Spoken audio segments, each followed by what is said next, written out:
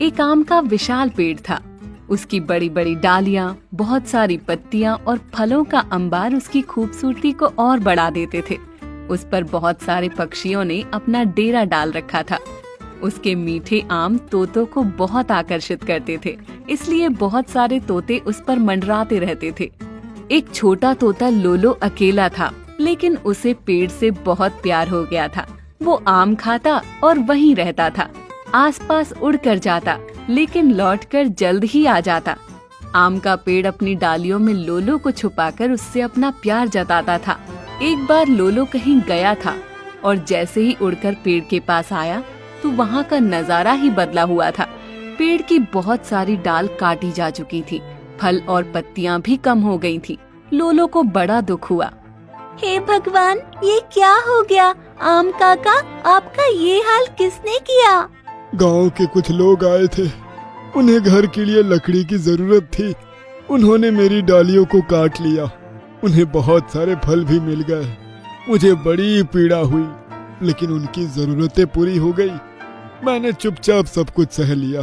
काका, उन्हें लकड़ी चाहिए थी तो किसी सूखे गिरे हुए पेड़ की लकड़ी काट लेते। आपकी डालियों को नहीं काटना चाहिए था। आपसे उन्हें बहुत छाया मिलती थी। उन्होंने पर्यावरण को नुकसान पहुंचाया है। 2 दिन के बाद बहुत तेज तूफान आ गया। छोटे पेड़ों को अधिक नुकसान नहीं हुआ, लेकिन बड़े पेड़ तूफान की चपेट में आ गए। आम के पेड़ के पीछे एक जामुन का पेड़ था। उसकी सभी डाल बहुत कमजोर थी। वो बहुत डर गया। आम भाई, मुझे तो बहुत डर लग रहा है। ये तेज हवाएं मुझे बर्बाद कर देंगी। दोस्त, चिंता मत करो। इस तूफान का मुकाबला पहले मुझसे हो रहा है।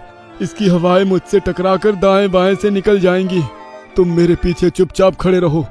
तुम्हारे ऊपर आंच भी नहीं आएगी। मैं तुम्हें बचा लूंगा। तूफान की तेज हवाएं आम के पेड़ से टकराने लगी। वो डटकर मुकाबला कर रहा था। जामुन का पेड़ सुरक्षित हो गया था, लेकिन आम के पेड़ को बहुत क्षति पहुंच रही थी। उसकी बची हुई डालियां टूटने लगी थी। बहुत सारे पंछी आम की मोटी डाल के नीचे अपने आप को सुरक्षित महसूस कर रहे थे। पंछियों और जामुन के पेड़ को तो नुकसान नहीं हुआ, लेकिन आम के पेड़ का बड़ा नुकसान हुआ। उसकी आंखों में आंसू आ गए थे। लोलो तोता भी रो रहा था। लोलो ने देखा तूफान थमने के बाद बहुत सारे पक्षी आम के पेड़ को छोड़कर जा रहे थे। उन्हें अपना घरौंदा खतरे में नजर आ रहा था। ये दृश्य देखकर आम के पेड़ को ही बहुत दुख हो रहा था। हमेशा साथ निभाने वाले पक्षी अब सदा के लिए जुदा हो रहे थे। मेरी डालियों की रौनक बढ़ाने वाले प्यारे पक्षी हमेशा के लिए जा रहे हैं। अब मैं उनकी प्यारी आवाज सुनने से वंचित रहूंगा। लोलो तोता भी उड़ चला और ये बात आम के पेड़ को बहुत खल गई। वो सिसक उठा। मेरा लोलो भी चला गया। उसने मुझसे कुछ कहा भी नहीं। वो छोटा सा था जब उसकी माँ का स्वर्गवास हो गया। मेरी डालियों पर वो मेरे फल खाकर बड़ा हुआ। मैंने सपने में भी नहीं सोचा था कि वो मुझसे दूर हो जाएगा। आम के पेड़ के सारे पक्षी चले गए थे। बची हुई डालियां सूनी पड़ गई थी। आम भाई, मुझे बड़ा खेद है। मैं आपके किसी काम नहीं आ पाया। आपने मेरे लिए अपने आप को समर्पित कर दिया, तूफान का कहर सहन किया। लोलो तो तुम्हारा बहुत खास था, लेकिन वो बिना बताए क्यों चला गया? दोस्त, मेरे पास अब कुछ नहीं बचा। मेरी डालियां भी टूट गई है। सारे फल गिर गए हैं। मैं किसी को छाया भी नहीं दे सकता। लोलो भी मेरे साथ रहकर दुखी होता। अच्छा ही हुआ वो चला गया। भगवान उसे जहाँ रखे सुखी रखे। अब तो लोग मुझे किसी दिन जड़ से काट डालेंगे।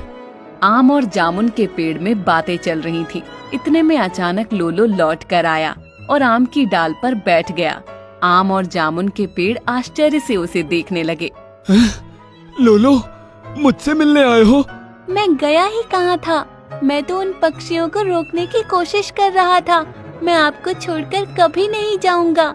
आपसे दूर रहने की मैं कल्पना भी नहीं कर सकता। प्यारे लोलो, मैं तुम्हें तकलीफ में नहीं देखना चाहता। मेरे पास तो फल भी नहीं रहे। आप चिंता मत करिए, मैं अपनी व्यवस्था कर लूंगा, लेकिन आपसे दूर नहीं रह पाऊंगा। आम के पेड़ की आंखें गीली हो गईं। लोलो का अपनापन, प्यार और स्नेह देखकर उसकी आत्मा को बड़ी प्रसन्नता हुई। वो अपना सारा दुख दर्द भूल गया। खुशी के मारे उसकी डालियों में नई नई हरी हरी पत्तियां उगाई।